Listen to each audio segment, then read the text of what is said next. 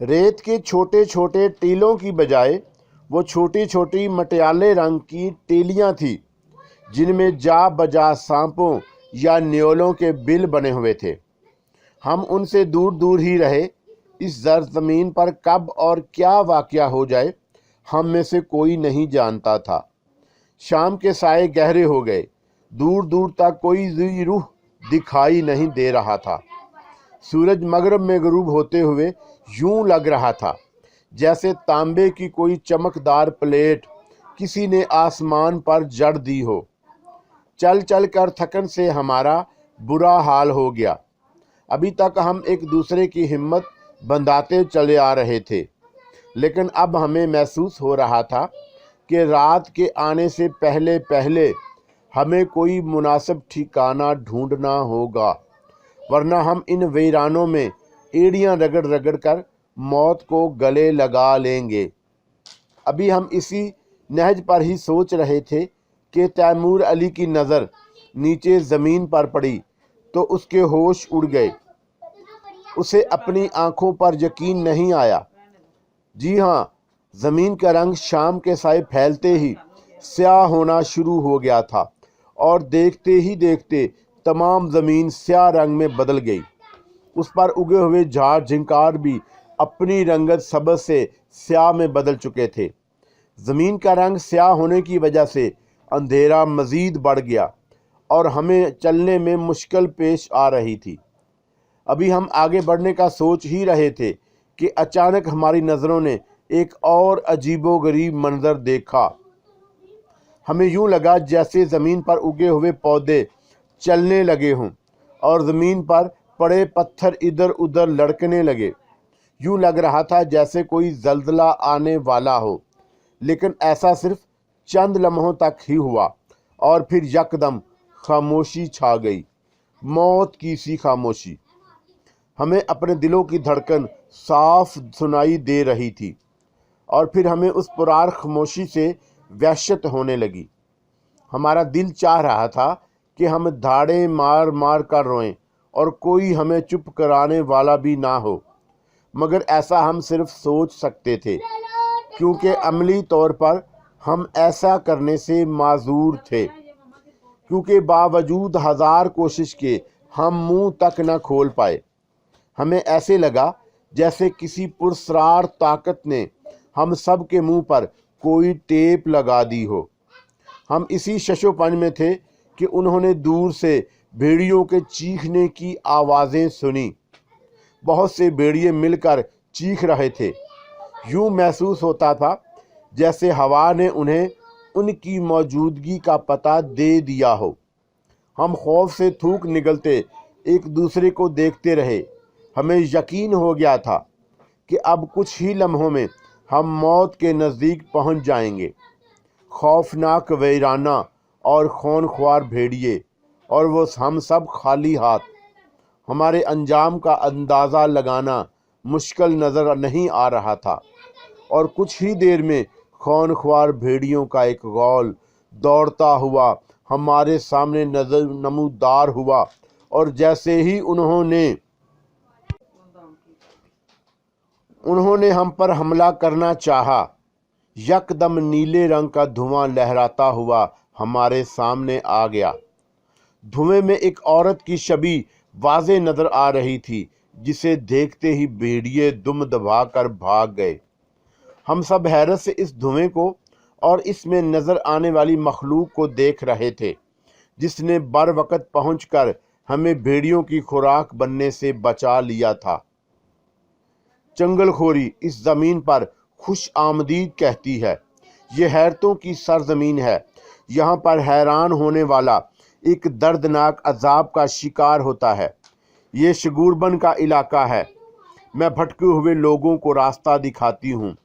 तुम्हें मुसीबत में देखा तो मदद के लिए आप पहुँची, उसने इनकी हैरत दूर करते हुए कहा। लेकिन अफजाल की नज़रें उसके पैरों पर टिकी हुई थी, जिसने जिंदा कैंचुओं को जूतों की तरह अपने पैरों में पहन रखा था, और जब वो वक्फे वक्फे से पाँव पर जोर देती तो पल भर के लिए कछुए अपनी गर्दनें बाहर निकालने और दोबारा अंदर कर लेते। یہ سب دیکھ کر افضال احمد نے شان کو اور تیمور کو اس طرف اشارہ کرتے ہوئے وہ منظر دکھایا۔ یہ دیکھ کر ہم سمجھ گئے کہ ہمیں دھوکہ دیا جا رہا ہے اور قصہ کچھ اور ہے۔ ہم نے جلدی سے اپنے اپنے گلے میں پہنے ہوئے تعویذ کا رخ اس مخلوق کی جانب کیا تو وہ چیختی چلاتی یکدم غائب ہو گئی اور ہم نے سکون کا سانس لیا۔ رات کافی گہری ہو چلی تھی۔ ہم نے گھوم پھر کر کوئی جاہ پناہ تلاش کرنا چاہی تو دور ہمیں ایک عجیب شکل کا مکان بنا ہوا دکھائی دیا۔ ایک نظر میں تو یوں لگتا تھا جیسے کوئی اونٹ بیٹھا ہو۔ مکان کا رنگ گہرا سیاہ تھا، اس لیے شاید ہمیں پہلے نظر میں دکھائی نہیں دیا۔ قریب جانے پر معلوم ہوا اس عجیب و غریب مکان کا کوئی دروازہ ہی نہ تھا۔ سامنے کے رخ داخلی دروازے پر دونوں طرف دو چھوٹے چھوٹے ستون بنے ہوئے تھے جن پر سفید رنگ کی دھاریاں بنی ہوئی تھی۔ غور سے دیکھنے پر پتہ چلا کہ وہ دھاریاں نہیں بلکہ سفید رنگ کے سانپ تھے جو ستونوں پر لپٹے ہوئے تھے۔ ایسا اس وقت محسوس ہوا جب انہیں وہ دھاریاں ہلتی ہوئی محسوس ہوئیں۔ ہم یہ سوچ رہے تھے کہ آیا مکان میں جانے کا رسک لیا جائے یا یہیں سے لوٹ جایا جائے اور کوئی ٹھکانہ تلاش کیا جائے۔ ابھی ہم اسی شش و پنج میں تھے کہ سیاہ مکان دو حصوں میں تقسیم ہوا اور اس کے اندر سے وہی افریت چنگل خوری برآمد ہوئی اور اس کے چہرے پر خباثت چھائی ہوئی تھی اور اس کے ہونٹوں کا رنگ گہرا سرخ تھا۔ یوں لگتا تھا جیسے وہ خون خوار بلا ابھی ابھی تازہ خون پی کر آئی ہو۔ اس کی باچھوں سے خون کے قطرے ابھی تک ٹپک رہے تھے۔ اس کے ارادے خطرناک لگ رہے تھے۔ ایسے لگ رہا تھا جیسے وہ انہیں دیکھ کر تلملا رہی ہو۔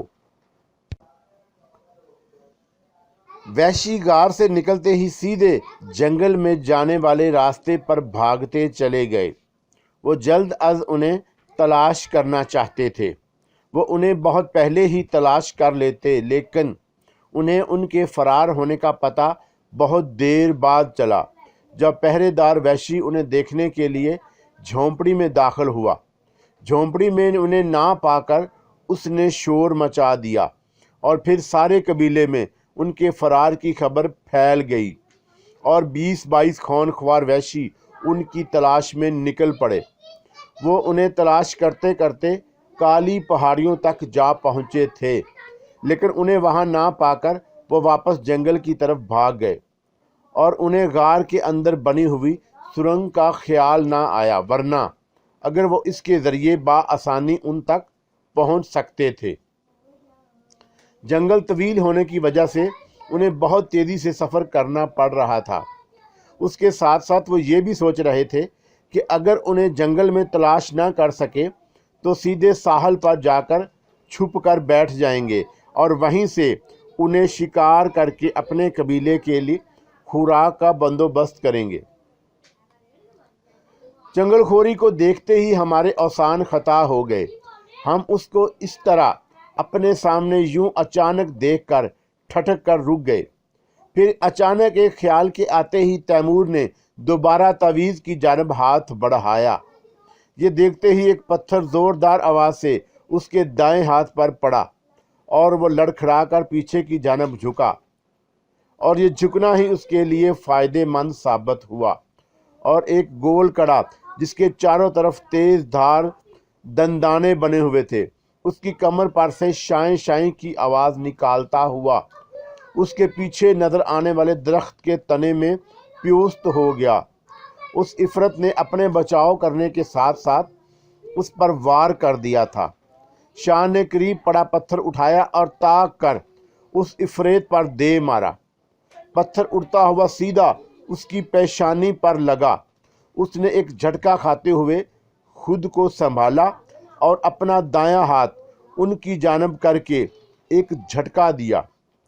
اس کے ہاتھ سے جن کی انگلیاں سانپوں کی مانند لہرا رہی تھیں، شعلے اگلتے ہوئے ان کی طرف بڑھے۔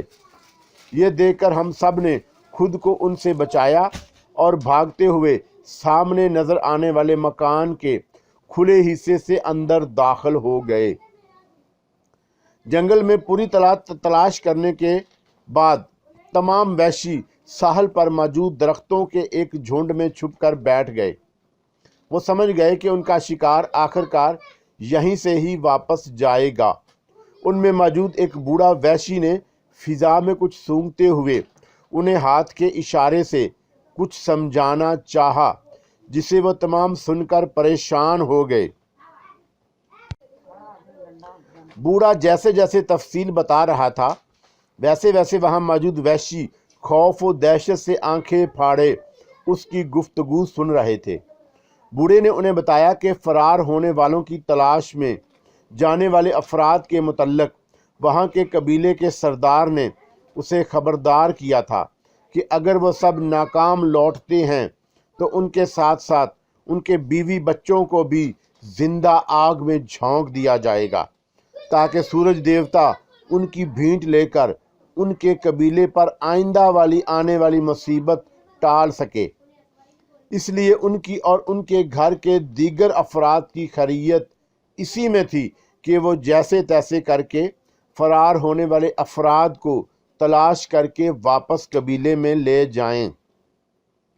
बूढ़े ने लंबा सांस लेते हुए बात खत्म की। बूढ़े की इसी बात ने ही उन सब वहशियों का खून खुश्क कर दिया था, इसलिए उन्होंने उन सब की वापसी तक यहीं इंतज़ार करने का फैसला किया। ये एक बड़ा सा कमरा था जिसमें घुप अंधेरा छाया हुआ था, जिसमें दाखिल होते ही हमें यूं महसूस हुआ जैसे हम किसी तेज़ रफ्तार घूमती हुई चक्की पर बैठ गए हों। हम सब ने संभलने के लिए अपने कदम जमाए ही थे कि हमारे पैरों के नीचे से ज़मीन निकल गई और हम सब सरों के बल उल्टे पाताल में गिरते चले गए। हमारे मुंह से चीखें निकल रही थीं, लेकिन जैसे जैसे हम नीचे गिरते जा रहे थे, कमरे में बेपनाह शोर गूंजने लगा, जिसमें हम सब की चीखें दब कर रह गईं। काफ़ी देर तक नीचे गिरने के बाद छपाक की आवाज़ के साथ ही हम पानी में जा गिरे। पानी इस कदर ठंडा था कि हमें यूं महसूस हुआ जैसे हमें किसी बर्फ़ के कारखाने में दाखिल हो गए हों, और सर्दी से हमारे दांत बजने लगे, और इसी कैफियत में हमारी आंखें बूझल होने लगीं, और देखते ही देखते हम पर नींद का गलबा तारी हुआ और हम सब किसी मुर्दा सांप की तरह पानी की सतह पर तैरने लगे। शायद हमारी ज़िंदगी का चिराग बुझ गया था। दिन का उजाला फैलते ही हमें होश आया, लेकिन अब हम पानी की बजाय एक सरसब्ज़ इलाके में थे। हमारे कपड़े भीगे हुए थे, लेकिन अभी हमें सर्दी महसूस ना हो रही थी। हम हड़बड़ाकर उठ बैठे और कुछ देर तक नींद की सी कैफियत में इधर उधर देखते रहे, लेकिन अपने सामने के मंजर पर नज़र पड़ते ही हमारे होश ठिकाने आ गए। हम आंखें फाड़ फाड़ कर वहाँ देख रहे थे।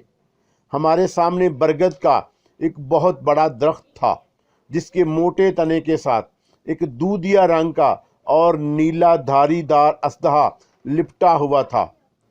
वह जिस दरख्त के साथ लिपटा हुआ था, उसके नीचे एक पत्थर की सिल रखी हुई थी, जिसकी शक्ल गोल थाली नुमा थी।